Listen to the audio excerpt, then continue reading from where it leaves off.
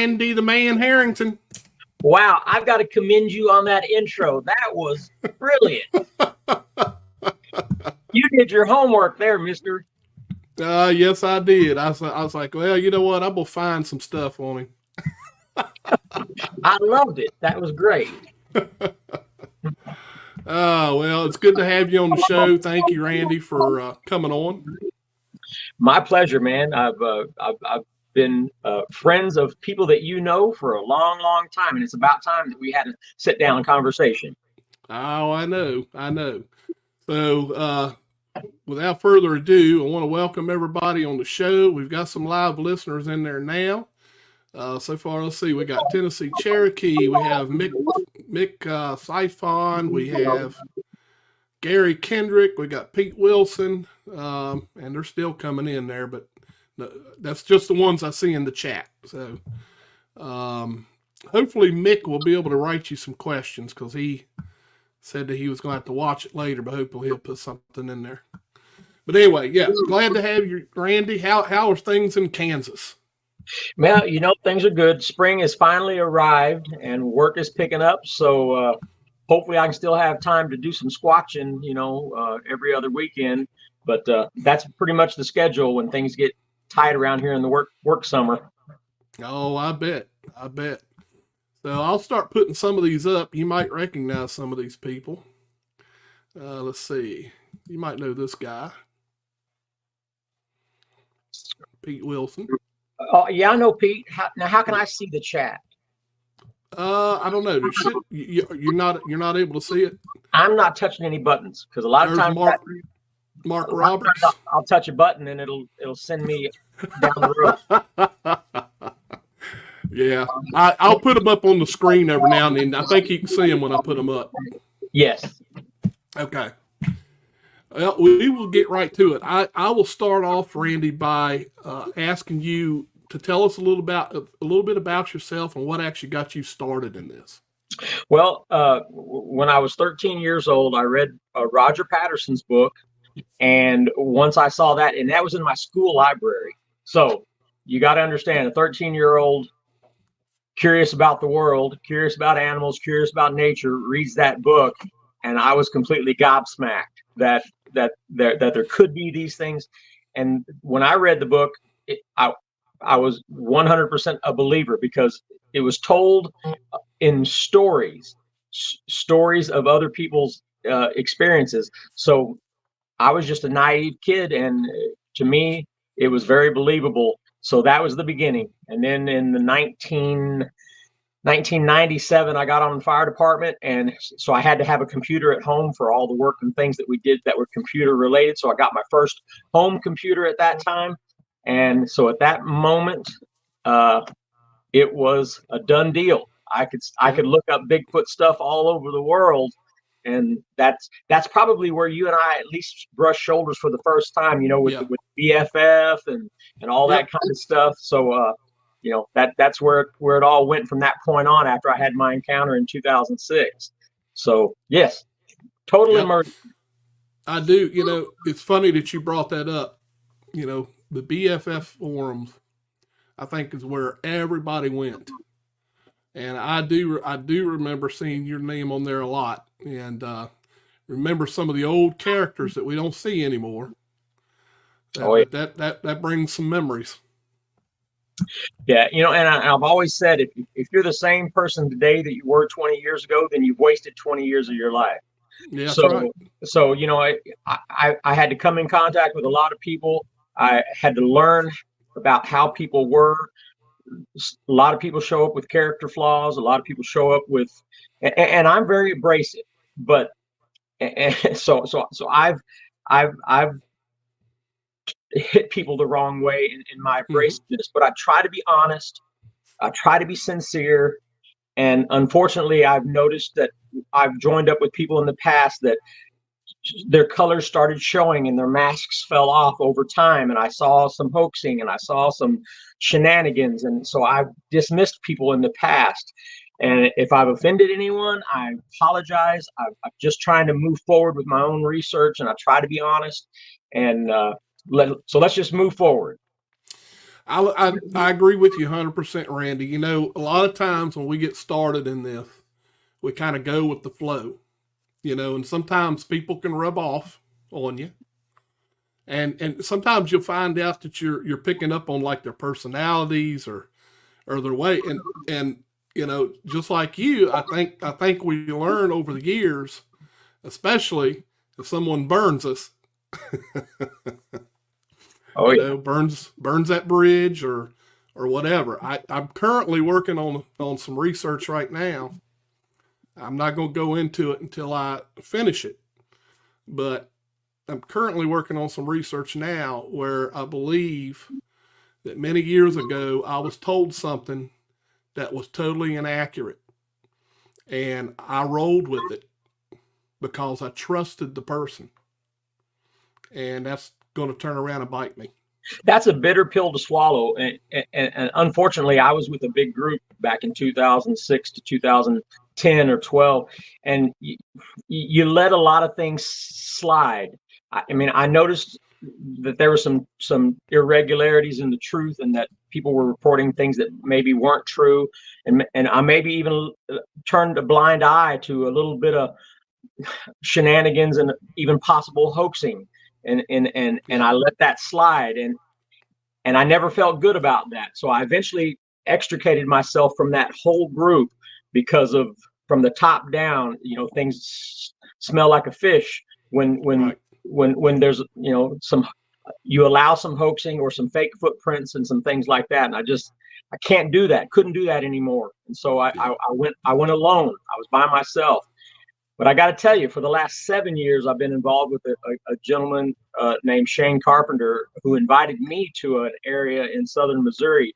And I couldn't be happier because I feel like I'm with someone who I can trust 100%. And he knows that. And I would expect the same from him. And I've told him, I was in an argument with somebody online, and he says, man, he said, I've got your back. I said, I don't want your back because you're my friend.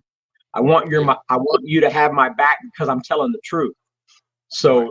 let's get that clear. I won't side with anybody because they're my friend. I will only side with them because they're telling the truth. Yep. Yep. And I tell you, nothing hurts worse than being hoaxed by someone that you considered a real true friend. Absolutely. That hurt. That sucks. That does. So I know where you're coming from there. All right. So have you had a sighting or encounter you'd like to share with everybody? Well, I mean, I would imagine anybody here has probably heard of my encounter at Chickasaw Park, where I had two that came up to my truck. I mean, because it's like the only one I've ever talked about on every podcast that I've ever been on.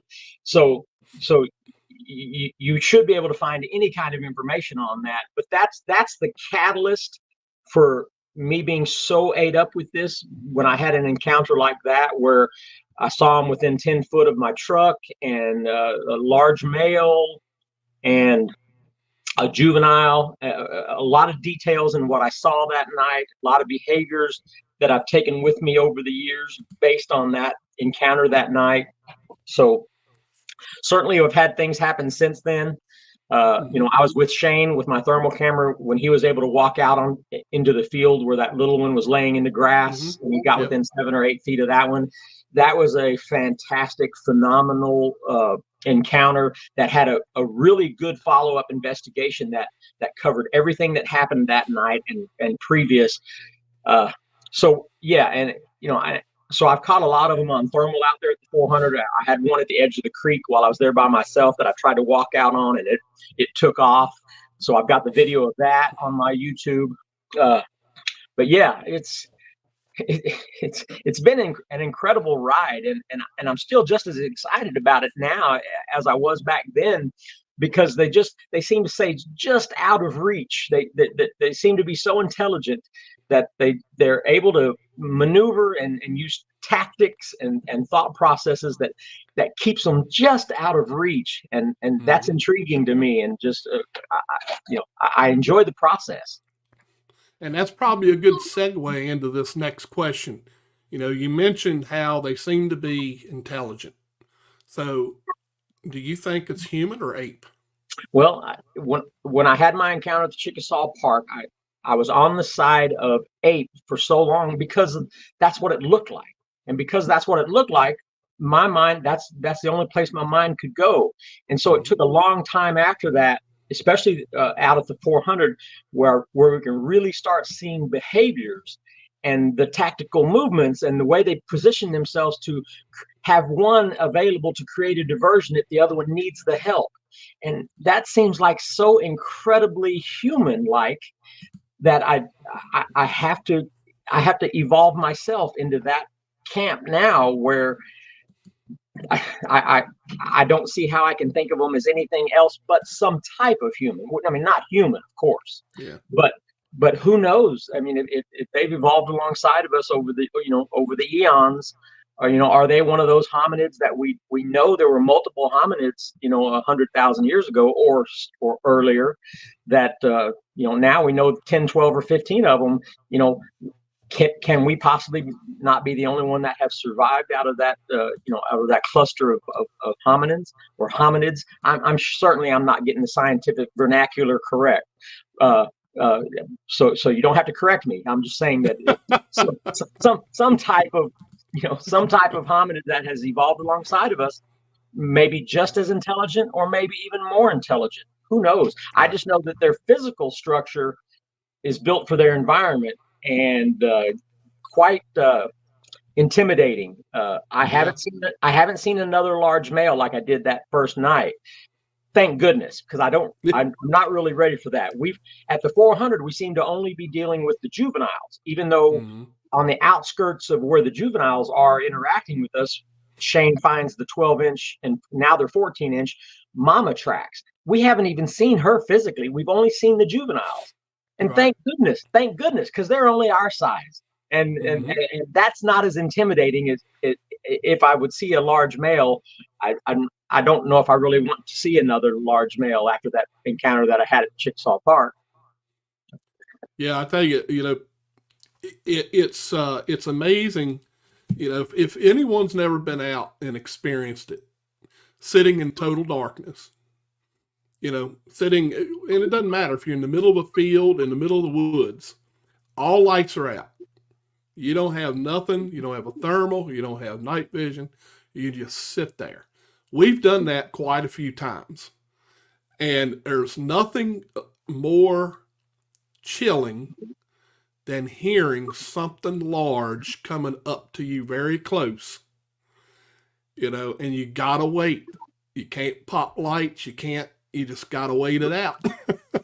Yeah, you got it can get the nerves going, Yeah, I tell people all the time, I said, first of all, you better get comfortable with your own thoughts, and you better get those under control, because that's going to be the first thing that makes you go a little crazy, is your own thought processes. You better get that under control first if you're going to do this, because that'll make you a little loopy out there. Yeah, it'll get the best of you, that's for sure.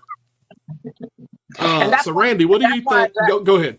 I'm gonna say that's why I gravitate towards Shane. And we didn't know when we first met, when he first invited me there, that we would mesh as well as we have. But the reason we have is because I've had all of the fire department training, and in the middle of fire scenes where life and death is on the line, and car accidents and things like that, where you have to make split decisions and maintain your calm.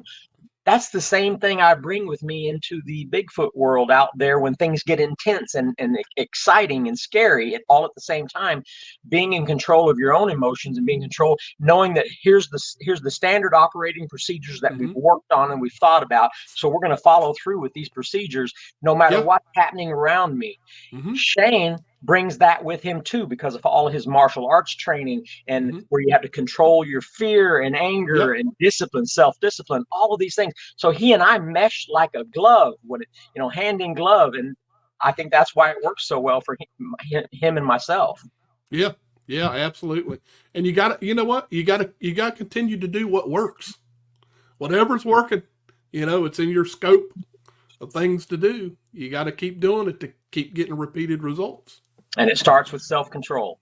Yeah, it absolutely does. So we got our first question here, Randy. What do you think is so special about the 400? I know you guys have put tons of work and have had some incredible results. Well, I think it's the matriarch Bigfoot in this family. Clearly, from what evidence we've seen, the matriarch is the one who does all of the training with the juveniles. The male seems to be further away on the perimeter of this property. That's the only places that his footprints are normally found. Occasionally, Shane will find one up on the ridge above us, but most of the time they're off. The male is off, like he's guarding the perimeter of this property. The matriarch, the mother, and the juveniles are the ones that we seem to be interacting with. The ones we seem to be interacting with, and really only the juveniles that they're allowed to come in. So thankfully I contribute it to the mother. She has allowed what is going on. And when Shane walked out to that little one that was in the field, the fact that she was only, another 40 yards away in the wood line with a second sibling at the time, she allowed that to happen. She only threw a rock when Shane got so close and was stepping over to look at the body, and the little one started clacking its teeth. That's the first time that it exhibited the signs of an anxiety that it couldn't take anymore. So it started clacking its teeth, and that's when the rock come flying in and Shane retreated. I think that told them that we would communicate with them. If they gave us the sign, he backed out, and things didn't come to an end. I was anxious, and I thought approaching one like that was going to be the kill sign for any activity out there from that point on. But it wasn't, and it didn't. And I think it was because he answered the call when she threw the rock, and he retreated. And if that says to them, we're willing to go so far, but if you tell us what you need to tell us, and we'll adhere to that, then we can continue this relationship and try to get further with it. And I think that's what we're dealing with out there. We're a family unit that has accepted us, knows that we're not there to do any damage. We're not there to chase them down and try to, press them. We'll give them what they allow us. Right. Yeah. So in a sense, you could say it's kind of like a curiosity from both directions. So that's, they're curious, but at the same time, they don't see you as a threat. We hope. Right. And you, in the same sense, are curious. They recognize it. And so therefore, you don't do anything threatening. So, it's like if we go into the woods, and I'm sure you've experienced this many times. You can go in the woods, you can set up a camping chair, and you can sit there. And you sit there for 2 hours. What happens? If you're quiet and you're not moving, you're not doing anything weird, you sit there for a couple hours. Before you know it, the squirrels are almost running over your feet. You're not a threat. Yep. And I think that has a lot to do with people that have good experiences out in the woods. Yeah, Shane seems to think that they can read our intentions. I don't know about that. I certainly take that into consideration. But I think it's like what you're saying. They know us enough now. And there's times when Shane allows me to be there by myself from one weekend to the next when he has to go to work. So I'll be there for the 5-day stretch between the weekends. And so I'll do things like go out and sit in the chair with a book to read and with my little headlamp on in the total darkness, sitting in a chair reading a book, and I let them watch me. I let them see. So there's not a whole lot of irregular activity that I go out stomping around and chasing them around and things like that. I just allow them to observe and be curious, knowing that I'm not going to hop up and run into the woods looking, with a spotlight or anything like that. Right. That's great. That is great. So here, and this is an interesting question, because this is another one that I've heard people answer differently each time, because depending on what you're trying to accomplish will actually give the answer to this question. What do you think it will take to bring proof of the existence of this mystery, or are you even worried about it? You know, we've had that question posed to us in so many different ways, but it's really all the same question.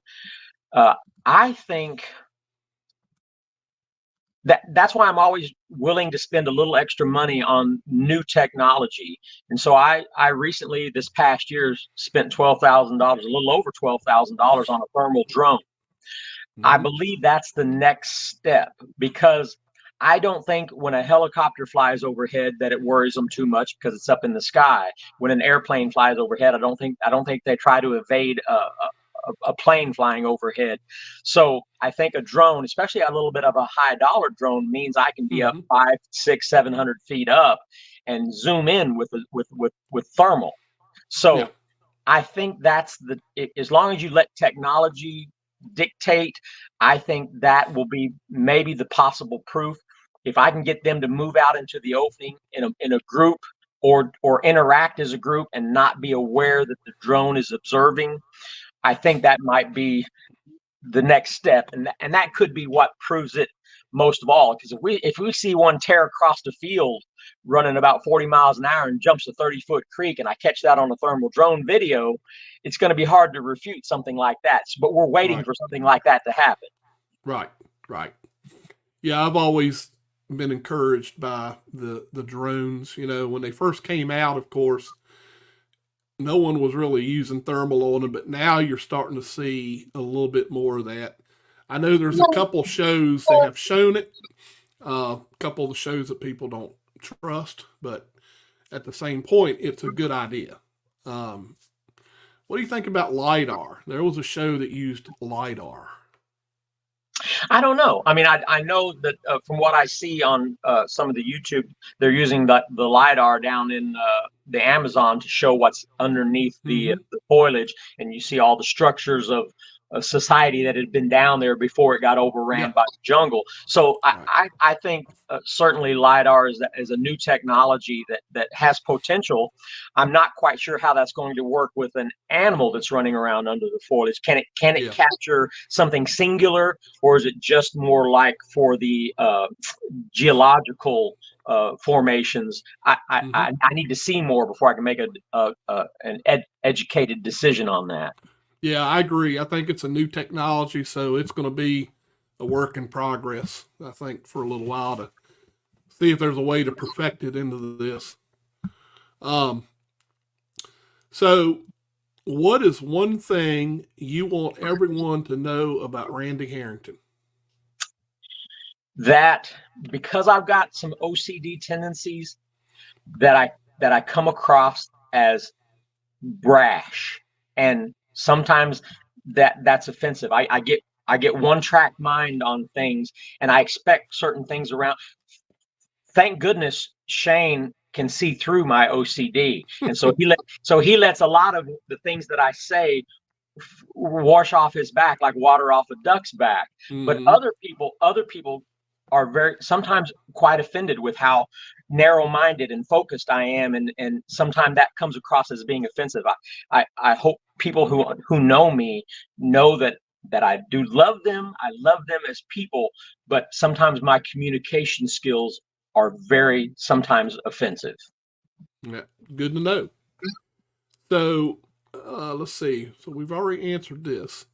Do you go to events at all, like conferences or anything like that? Not very often. I used to, and I've been to a couple of the recently. Missouri has started one that we were in. Shane and I went to the first one and the second one, and I'm pulling myself back because I don't want to be seen as repeating the same information over and over again. But Shane is going to this third one. So there is a Missouri conference that I have been to in the last three years twice. But that's it. Now, when is the next event in Missouri? Is there already a date? It's in September. September. Okay. And it's in Branson. In Branson. Okay. No, not Branson. Not Branson. Springfield. It's in Springfield. Springfield, Missouri. Okay. Yeah. So everybody can look that up. Randy, I think I know the answer to this, but do you have any mentors? Wow.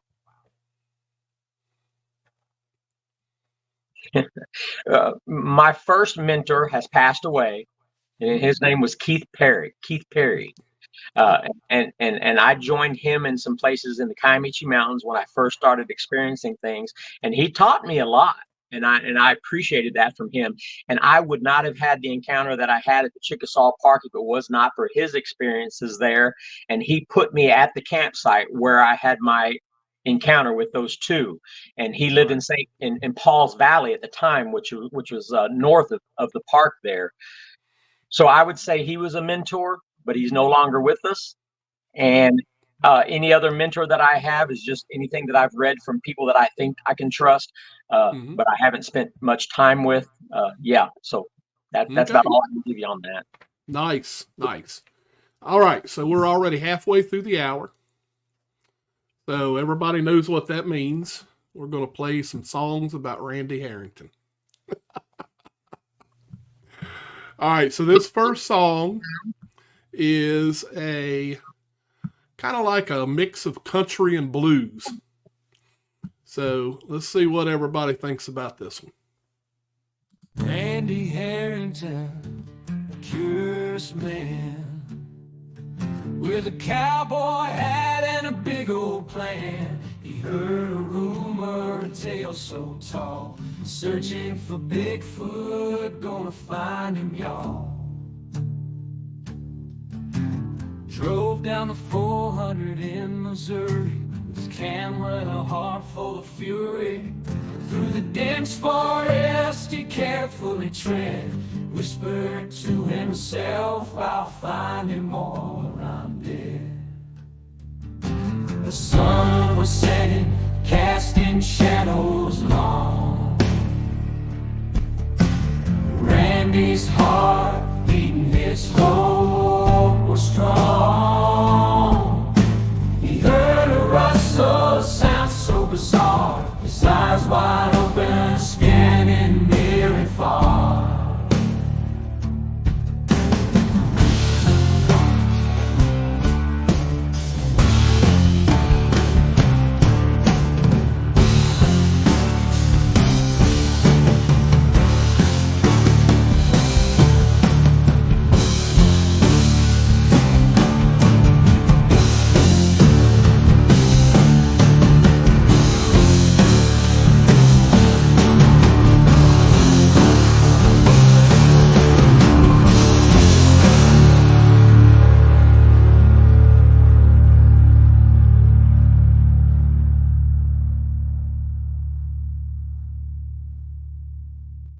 $2.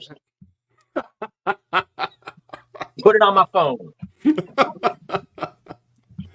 All right, now here, this one is kind of I forget how it describes it, but it's a rock. It's kind of like an aggressive rock, I think is what it's called.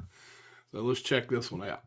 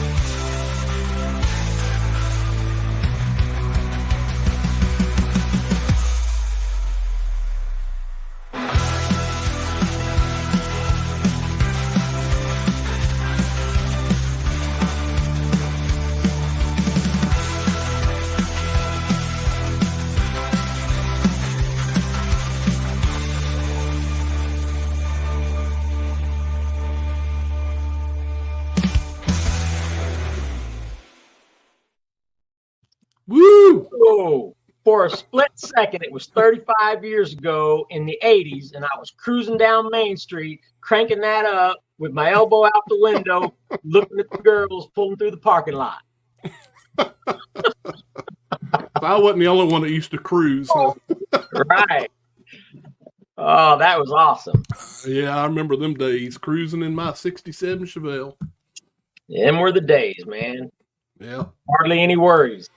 I know. Didn't have a worry. We didn't. The only bill we had was putting gas in our car. That's it. And getting to the drive-in on Wednesday night. All right. So, usually everybody has a favorite. What's your favorite sighting or encounter report that you've read from somewhere else? Wow, you are stumping me with some good ones. Well, you know, I love Tom Powell's book, The Locals. Yep. So there are some stories in there that I go back to and I read. Dora Bradley's, she's from Missouri. She had that, lived around that cabin. That was a fantastic, because I had email exchanges with her. She witnessed a young one being buried. And so I had email exchanges from her that Tom Powell put us in contact with each other. So I completely believe her encounter. That was a great one. So I like that one. So, all the regulars, the Humphreys cabin, that's always been a favorite of mine, because one of my research areas is just a couple miles from the old Humphreys cabin. So yeah, I've got some old staple reports that I go back to time and time again. So those would be a couple of them. Yeah, and sometimes you can go back to some of those reports and learn something. Yes, you may not have noticed before, Yeah. What do you think is the most important tool in this research? Well, as we mentioned earlier, certainly self-control. I think that's the one thing that you are in charge of that changes the dynamic of any encounter. If you don't have any self-control, if you let your emotions get the best of you, if you can't maintain a calm, then that changes everything. So that's the one thing that I think is the key ingredient. Yep. Self-control and control of your emotions. Yep. Randy, do you think these creatures migrate? I do not. As many times as I've been to certain locations down in the Kiamichi Mountains and had interactions, if they migrated, then other ones are migrating in. So that tells me that they don't travel too far. We've been dealing with the same family unit for almost 7 years now, and Shane even longer than that. He was there a couple years before me, before he even brought me in. So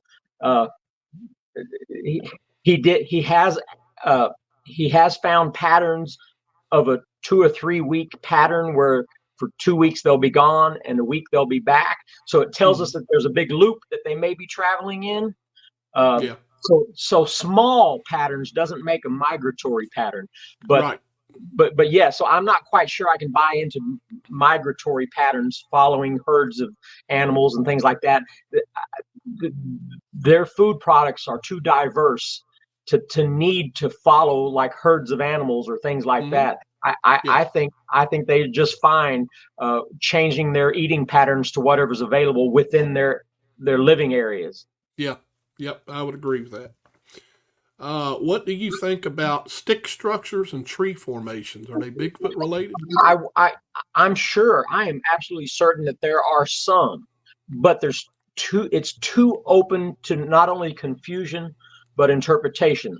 The forest is covered with 3 foot deep of branches that have fallen off the trees over the years. Yeah. And they can fall in any pattern that they want to. And gravity adds to that, wind adds to that, snow load adds to that, all kinds of things add to that. With that in mind, you're doing a disservice by going out there walking in the woods and pointing out every structure you find. And even to believe that a Bigfoot did that, it's going to take extraordinary evidence for me to not believe that it's not just natural falling wood. Yep, agreed. So many researchers I've heard talking about infrasound. What do you think about the theory of infrasound in Bigfoot? I've never experienced anything outside of the physical. Never. You would think as many times, even with Shane walking out on that little one, the only physical thing that happened was a rock was thrown at him to get him to pull out. There was no portals. There was no light orbs. There was no infrasound. I've never experienced anything outside of my own troubling thoughts when I start getting scared. But being a firefighter that was trained in intense moments, I understand how their thoughts can be influenced by fear. I understand that. And an intense fear is even more profound in what you think you're seeing, or you start filling the gaps in with things that you don't understand. And that's a tricky bridge to cross. And a lot of people let that happen, and then they come back and say that's a fact, and I say that's not a fact. That's your own thought processes manipulating things. Right.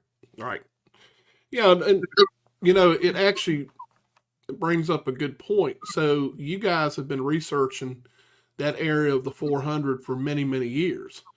If Bigfoot is capable of infrasound, maybe the only time something like that is experienced is when someone is coming into a new area where one may be, and that's their tactic, or whatever you want to call it, to run you off, keep you away. You may be correct. All I can say is for a fact is I've never experienced anything like that. Even when I had that encounter at my truck, I saw a creature at the back corner of my truck whose attention was at the tent, not on the cab of my truck where I was at. They had no idea I was at the cab of my truck. They were concerned with the tent because that's where they would expect somebody to come out of. Right. So they positioned the truck between them and the tent. That told me a lot of what their behaviors are and what they're doing. They had no idea I was in the truck. So were they focusing infrasound to the tent? Maybe if somebody was in the tent, they could have reported having infrasound directed at them. I don't know. I can only tell you what my experiences were, and I've never experienced anything like that. All right. What about wood knocks? Oh, yeah. Is that Bigfoot? Yep. A lot of times, yes. Yep. Rock clacks. Yes. You've heard of, like you talked about earlier, the teeth chatter. Yep. All the different types of. A lot of nonverbal. They are attuned to nonverbal communications, and evidence at the 400 would indicate that not only what we've recorded out there, but found rocks on top of a log in an area that we heard a loud knock. Going back in there to investigate, find a big rock sitting on top of a log. And Shane, we reproduced the same sound by Shane hitting that rock down on the log. Shane finding rocks in the forks of trees, almost like they have phone booth set up on top of that ridge where they can have a rock already set up to do knocks. That to me is a fascinating proposition that they may have designated areas already set up for knocking stations. Yeah, good point. So here's the next question then. So I know you've heard the Sierra sounds. What do you think about that? Do these creatures have a language? Have you all ever heard anything that you thought was a language? Yeah, if you go back on my YouTube, you'll see an audio that we captured about the same time that Shane found some new 6-inch tracks. So we knew there was a new youngster within this family unit. That's also the same time that the female producer saw something black running down the creek. At the same time, we knew that there was a new youngster in this family unit. So within that same camping experience, him and the producer were out midnight or later with walking up to this ridge, and on the back side of a briar got this vocalization that is very much resembles a vocalization that Scott Nelson claims as part of the Sierra Sounds was a youngster and an adult possible female arguing back and forth. We've got that exact same vocalization behind a briar at the same time we found some 6-inch tracks. So I very much believe that the Sierra Sounds are legit. I back in the day, I bought the CDs and I listened to them over and over again. I listened to Ron Moorhead's story, Al Berry, putting his interjections in on the story. They don't seem to me to be trying to put a, pull one over on us. Yeah. It seems very legit. And now that we've got the recordings that we've got in an area that we've seen them physically, seen them with thermal cameras and had interactions, now I even believe it even more. Yeah. Okay. All right. I'm going to take a quick break, Randy, just so that we can break for a quick little commercial. And then we will be right back. Well, I need my coffee. There you go.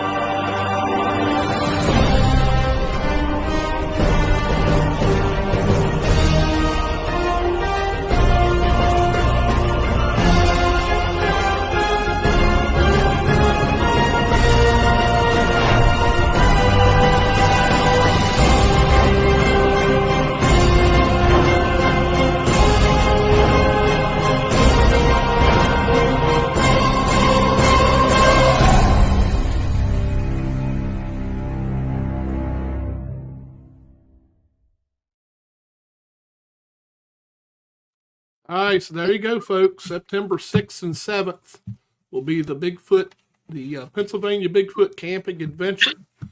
I got the website up there. Get your tickets. He has sold quite a few tickets now. So make sure you get your tickets before he sells those out. That's going to be a fun time. Well, it looks fun. Oh, it's going to be a blast. Going to be a blast. All right. Looks like we got another question in here. Let's see here. Here we go. Randy, do you think that they mimic other animal sounds? Well, I can tell you this. Of course, the only thing I have to go on is other people's stories and then my own experiences. The night of my encounter with the two at the campsite, there's something that happened that night that had me at the very beginnings of my research believing that indeed they do mimic other animals as needed. I had a series of 17 owl calls that increased in intensity, started and kept going every 6 or 7 seconds, another owl call on top of each other. I never heard it before that moment, and I never heard it after that moment. But after the 17th call, that was getting louder and louder each time, the two broke from the wood line and came to the back corner of my truck. So does that evidence tell you that they were the ones doing that, and they were doing it as intensely louder and louder to try to get some type of response in the tent? And when they determined that the tent was empty or that nobody was waking up, they were clear to move in closer. That's what the evidence tells me. And I never heard the owls before or after. And even after they left, I never heard it again. So why would there be an owl that needed to hoot out and then not do it anymore with all that other stuff going on, unless it was them that did it? Yep. Good point. Good point. How many do you think there are in the United States, North America? Of course, I've been to Washington, Oregon, and I've been to Kentucky, and the people that I've talked to and then spent time and experienced what I believe experienced hearing these things, or even, footprints and things like that. I would certainly say in the tens of thousands is a very economical response. I'd say tens of thousands easy. Anything above and below that is purely just an opinion. Yeah. But I'd say there has to be, because you can't, I mean, it's not like Loch Ness Monster. There can't be just one Loch Ness Monster, because you can't have DNA, a viable DNA population, or to make that even possible. So you can't ever say there's only one ant of one thing. So there would have to be many, many, many to have viable DNA, or you'd have DNA issues. Right. All right. Are you a member of any groups? Just the Ozark, just me and Shane. We're the Ozark group, or the Ozark Sasquatch website and group. But yeah, there's maybe 4 or 5 or 6 of us. I think Dan Nedrolo is a member. He's a biologist out of Wisconsin. And Gary Schutte, and there's some other members of our immediately small group, but it's mainly just me and Shane. Okay. All right. This is a question. Well, it's not really a question, but it's a statement that we hear a lot from a lot of the groups. Do you believe in kill or no kill? I don't think it really. I don't really believe either way. The only weapon that I ever have is bear spray. So I personally must be a no kill, because I'm not interested in even carrying a gun, and I never do. Right. So personally, that makes me a no kill, because I'm obviously not even armed. You're not there to harm them. But my view is, I don't have any really thoughts on the process. I'm not going to tell another human being what they should do as a grown adult. If somebody else feels like that, I'm not going to ostracize anybody because of what they think. But I do think that it doesn't matter to the Bigfoots whether somebody wants to kill one or not. They're never going to be able to put a bead on one, because they don't allow themselves for you to put a bead on one. They won't expose themselves long enough for you to put a bead. The North American Wood Ape Conservancy has been trying with AK-7s for over 10 years now, and they haven't got one. So I'm not worried about whether somebody thinks they can kill one or not. Yep. How about expeditions? Do you think expeditions are successful? I think they're entertaining, and I think people enjoy them. And there's nothing better than being amongst a group of like-minded folks that you can just let your hair down and talk about your favorite subject and go out on night hikes. Yep. Occasionally, they're going to get have an interaction that's legit, but most of the time, you get caught up in the mindset of every noise being a Bigfoot and every sound is a Bigfoot. Yep. And so you come back with a lot of Bigfoot stories, but not a whole lot of evidence. Yep, exactly. And we've talked about that many times. Sometimes it's good just to be out there and just have a camp. Act normal. A little bit of music going. Nothing more enjoyable than having a bunch of Bigfoot stories around the campfire, and occasionally going out in the dark and getting yourself spooked. Yep. All right, here's a question from most of the skeptics.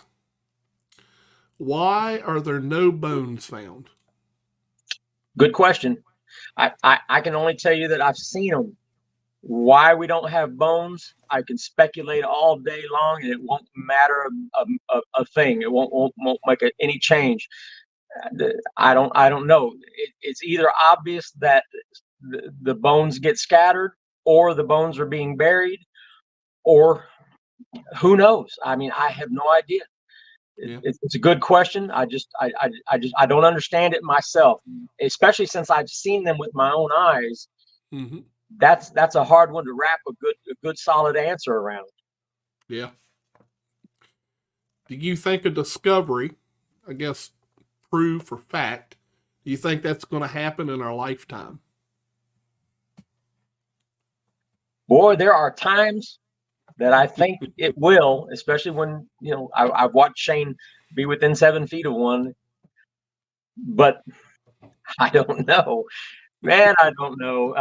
That's why I think it's going to be an irrefutable thermal drone video of seeing one run across and jump a 40 or 50 foot creek, and we have the footprints hitting the dirt on the far side we can cast, and seeing it brush against a tree, and we go in there with the thermal image and go in there to the tree that it brushed against and pluck some hairs.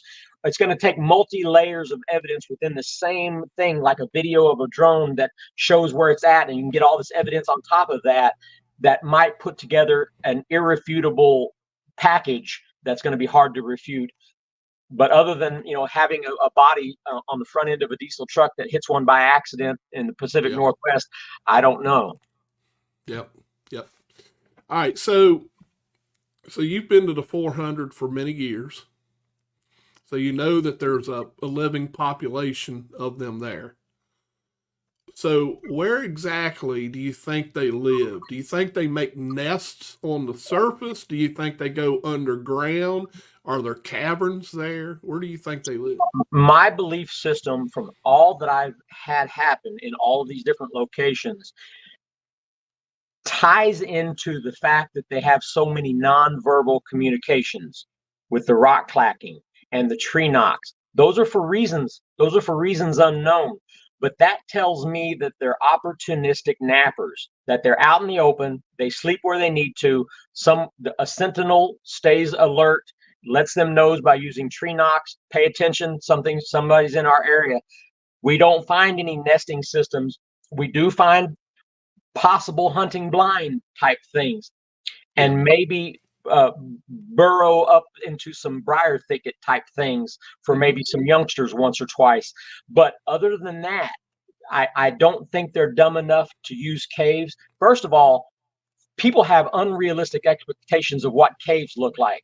Caves are not these cavernous opening things that you can drive into with your car. Right. They're not that enjoyable.